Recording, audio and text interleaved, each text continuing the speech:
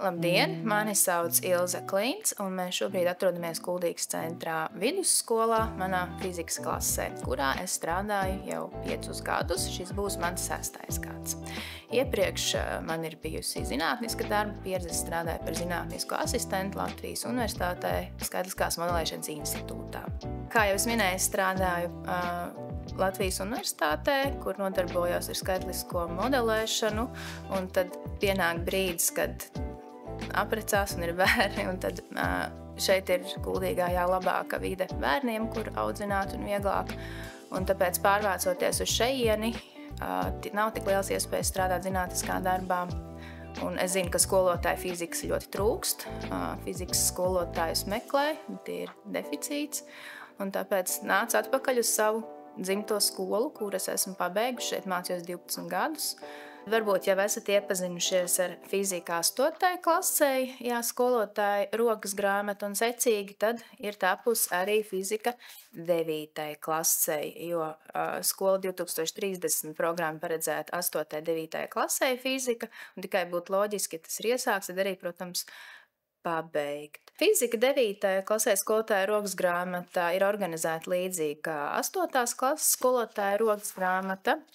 Tad saturā redzēsiet 6 tēmas, arī kuras ir iekļautas skola 2030 fizikas programmā, kura ir jāīsteno, tā kā, lai varētu skolēni pabeigt 9. klasi. Sākumā grāmatā iekļauts metodiskās pieejas, kādā veidā es organizēju stundas un uz ko es lieku uzsvaru mācot fiziku. Un, lai arī pašam skolotājiem būtu vieglāk un skolēniem arī būtu vieglāk saprast, kādā veidā jāmācās fizika, tad tos sasniedzamos rezultātus, kas ir iekļauti programmā, kas ir obligāti jāgūst, es esmu tā kā apkopojis 7 lielos tādās sasniedzamo rezultātu grupās, no kurām 4 būtu tās pamatprasmes, proti pārveidot mērvienības, tātad veic mērījumus, lieto formulas un attēlo grafikus un nolasa informāciju no grafikiem. Tad to es esmu sev izvirzījusi kā 4 pamatprasmes, kas skolēnam būtu jāapgūst pamatskolā, beidzot tātad fizikas kursus.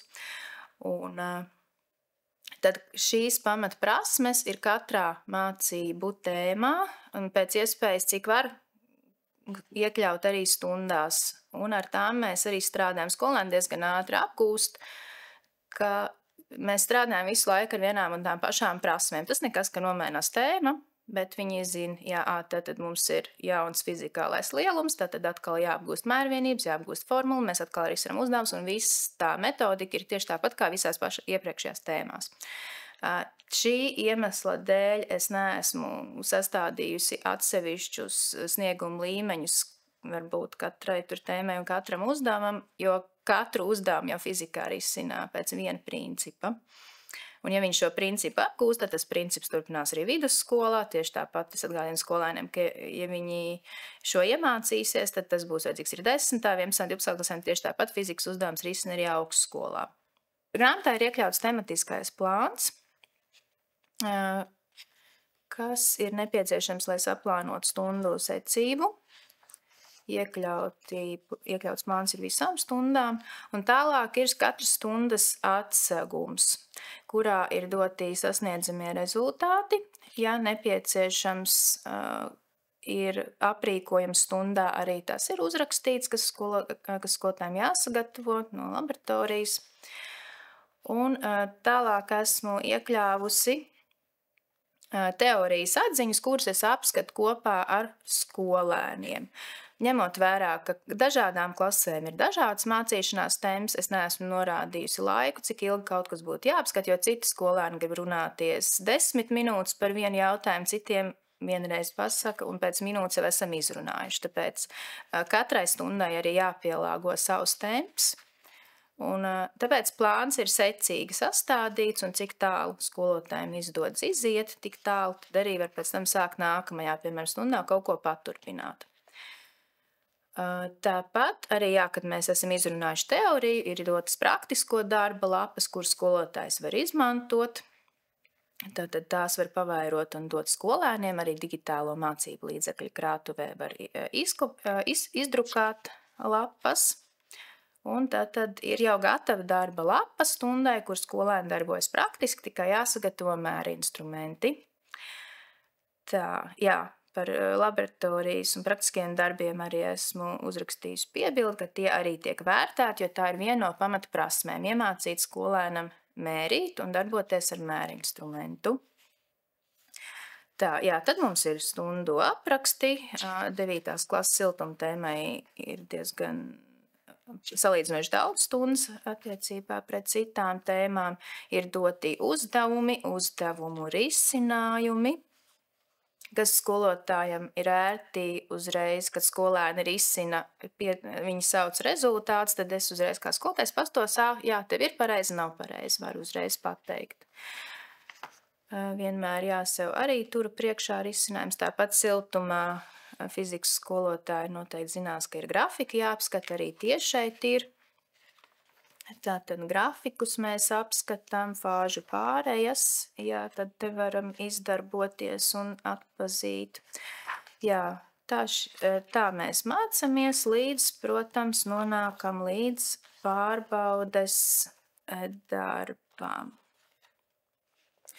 Jā, iedotas ir pārbaudas darbu veidlapas arī šeit, kuras skolotājs var pavairot, un tad nav jāvelta milzumu daudz laika enerģijas sagatavot šo pārbaudas darbu. Pārbaudas darbam, kas šobrīd skolotājiem ir aktuāli, ir noteikti jāiekļauj dažādu līmeņu uzdevumi, jā, kuri pamatprasmes, kompleksāk, jā, tad zināšanas, kompleksākas zināšanas un visbeidzot arī komplekss uzdevums. Tukšā darba veidlapa.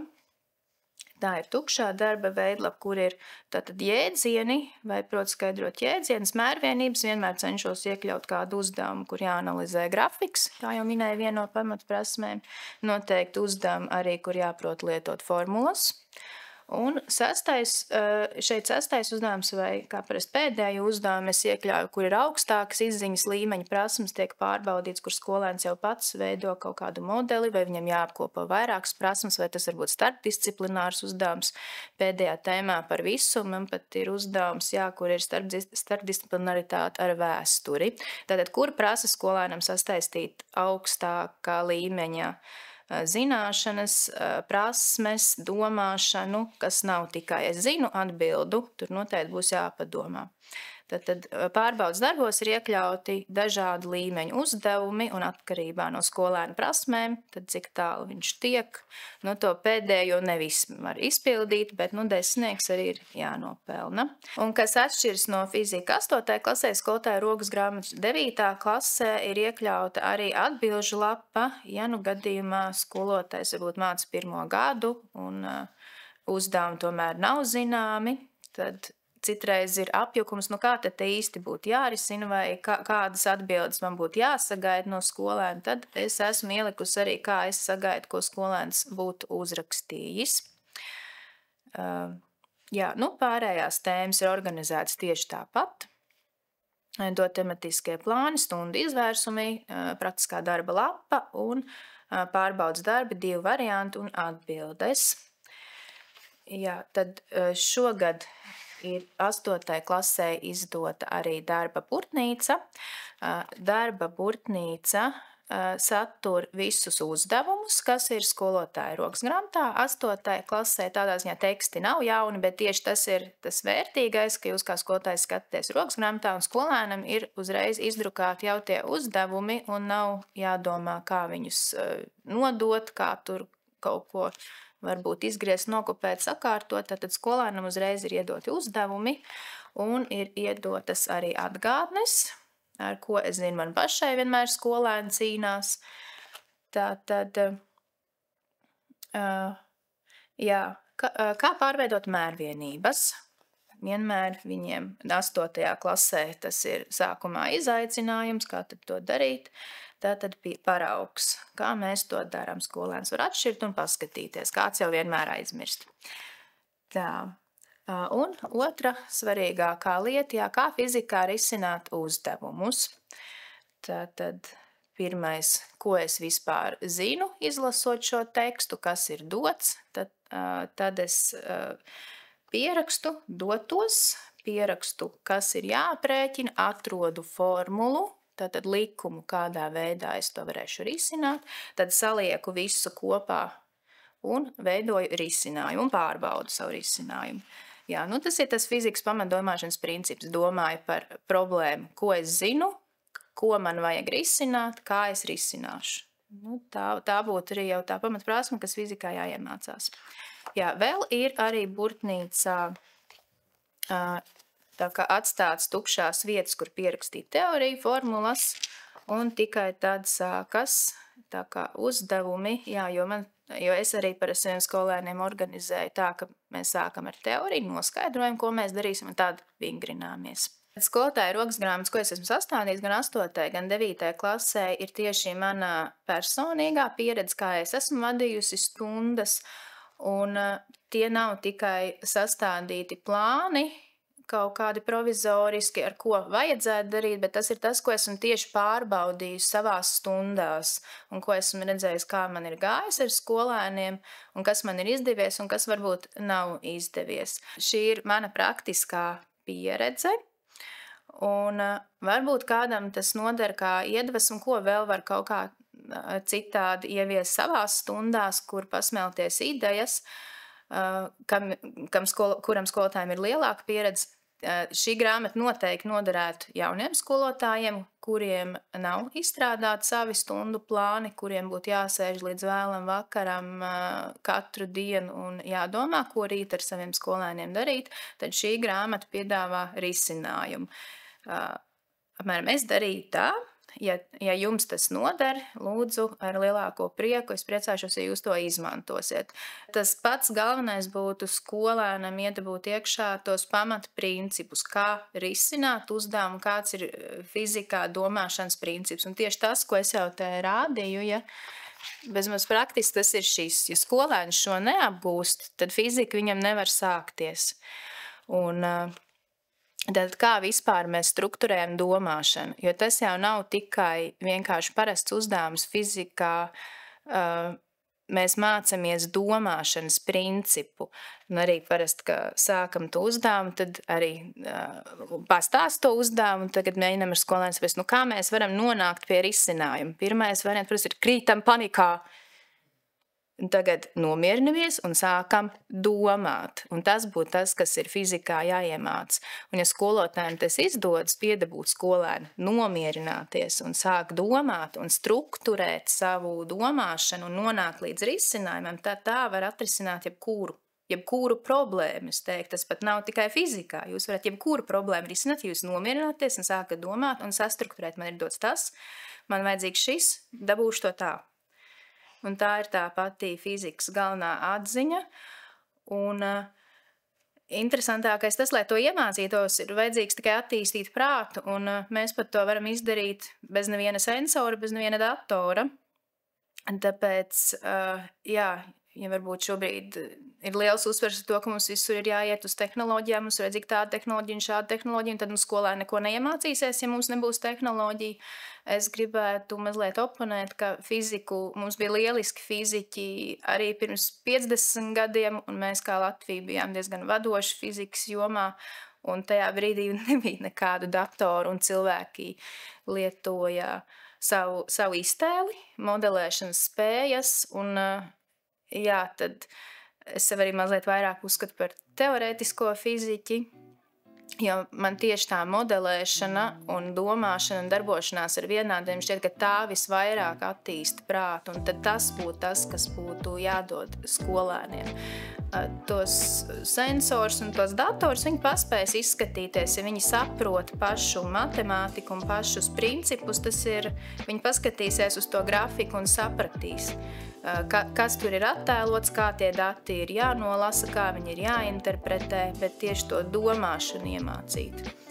Jā, un tad Tāpēc, lasot skolu 2030 plānus, reizēm liekas, ka mēs mēģinām virzīties, kā vēl iedot tos sensorus, kā vēl to datoru tam skolēnam piedāvāt, kā vēl viņam padarīt dzīvi interesantāk. Bet citreiz skolēnam interesanti ir vienkārši, priku tas griežās un tur tiešām kaut kas notiek un es viņu sajūtu un paņemu rokās tās sajūtas un īstās dzīves pieredze ir daudzkārt vērtīgāk nekā paskatīties kaut kādu tur, kaut kas datorā notika. Un tāpēc arī savās metodiskās pieejās es uzsveru, ka mēģinu iekļaut no STEAM, jo tagad visur populāri runāt STEM, bet es teiktu, ka jāliek klāt arī burtiņš, kas ir arts, un tā ir tieši tā modelēšanas domāšana. Tas nav tā, ka jūs zīmējat, ka gleznojam šeit vai ko, bet ka mēs tieši domās izveidojam to modeli, un to mēģinam zīmēt un izstāstīt. Un fizikai vajadzētu arī šo lietu atcerēties, ka arī tas prāts ir jātrenē caur zīmēšanu, un to mēs nedrīkstam aizmirst. Mums jau vajag to domāšanu attīstīt.